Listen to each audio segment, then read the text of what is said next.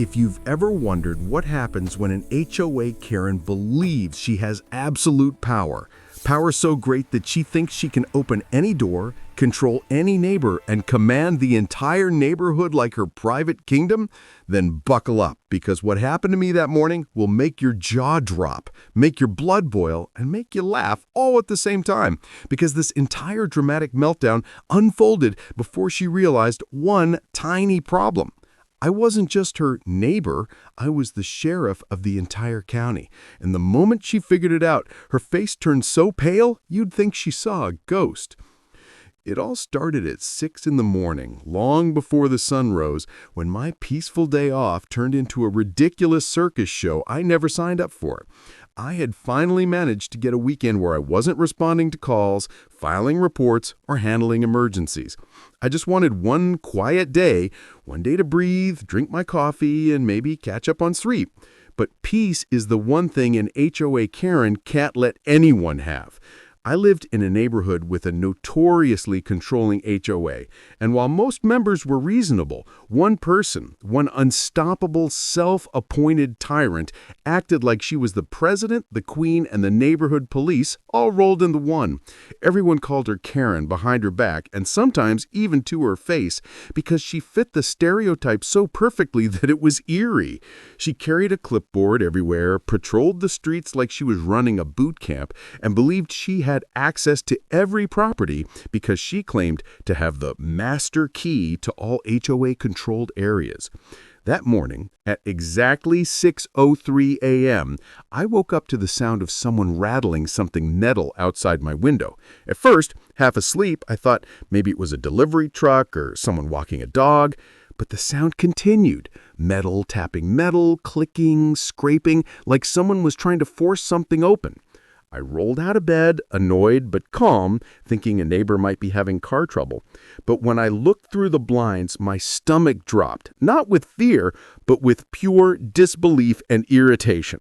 There she was, Karen, standing next to my car, aggressively jamming a giant ring of keys into my driver's side door like she was trying to break into a bank vault. She kept muttering to herself, "This stupid key should work. Why won't this thing open? The HOA master key opens everything. This resident is not above the rules." My jaw literally fell open. She wasn't just near my car, she was trying to unlock it, not with a Slim Jim or a tool, but with a ring of random keys she clearly had no business having. I threw on a shirt, unlocked my front door, and stomped outside. "What are you thinking you're doing?" I demanded, still half awake but fully irritated. She jumped like she'd seen a bear sneaking up behind her. Then she turned around, squinted at me, and rolled her eyes like I was the problem. "Good morning," she said in the most condescending tone you can imagine. "Your vehicle is non-compliant with HOA regulations. We require access to all vehicles parked in HOA-owned spaces. The master key should open your car, but yours appears to be malfunctioning." "Malfunctioning?" I repeated, baffled. "You're not supposed to open my car at all." She crossed her arms, raised her eyebrows, and gave me the kind of fake, forced smile people use when they're absolutely full of themselves. "Sir, this is for the safety of our community. HOA rules clearly state that staff and board members must have access to all facilities and assets on HOA property." This includes vehicles. I took a deep breath. My vehicle isn't HOA property. If it's parked on HOA soil, she snapped, then it falls under HOA access rights. I almost burst out laughing because her confidence was so absurd. It felt like a comedy skit. "Move away from my car," I said firmly. "Now." She didn't budge. Instead, she doubled down. "You're causing a scene," she said, pointing at me like a school teacher scolding a student. "And if you continue to interfere with official HOA procedures, I will be forced to report you." I stared at her with disbelief. "Report me for what? Protecting my own car?" She stepped even closer to me, like she was challenging me to say something she could twist against me. "I'm calling 911, she declared dramatically, pulling out her phone with a flare like she expected a crowd to gasp in awe. "You are refusing to comply with HOA authority. This is unacceptable." And then, right there in front of me, she dialed the police. Now, here's the part that almost made me laugh out loud. She didn't know who she lived next to. She didn't know who I was. She didn't know that she was calling the sheriff's department and that I was the one in charge of that department. She held the phone to her ear and said loudly, "Yes, hello.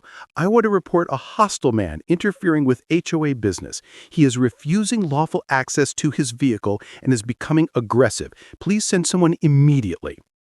I folded my arms and waited. "Ma'am," I said calmly, "you might want to think carefully." She shushed me. Actually shushed me. "Quiet," she snapped. "I'm handling an emergency." The dispatcher on the other end answered, and I could hear the faint voice. 911, what's your emergency? Karen put on her best dramatic voice, like she was auditioning for a soap opera. "I am in fear for my safety," she said shakily, even though she was the only aggressive one. "This resident is yelling at me, threatening me, and refusing to let the HOA access his vehicle for safety reasons. Please hurry, he's unstable." I blinked. That was it. I decided to let this insane show play out just to see how far she could take the delusion. When she finished the call, she smirked at me. "Law enforcement is on the way," she said proudly. "You're going to be in a lot of trouble." "I'll wait," I said with a shrug. She misinterpreted my calmness as fear. "If you apologize now," she said, flipping her hair, "I might tell them you cooperated." I leaned against my porch railing and sipped my coffee. She stared in confusion at how unfazed I was. A few minutes later, a patrol car rolled up. The officer stepping out wasn't just any deputy. He was my second in command, someone who saw me every day, respected me, and knew exactly who this woman was dealing with. When he approached, Karen burst into crocodile tears. "Officer, thank goodness you're here. Arrest this man immediately. He threatened me and tried to stop me from conducting HOA duties." My deputy looked at me, then at her, then back at me. "Morning, Sheriff," he said with a grin he was trying very hard to suppress. Karen froze. Her face drained of color. Her hands slowly fell to her sides like someone unplugged her. "Sheriff?" she stuttered. "You're the sheriff?"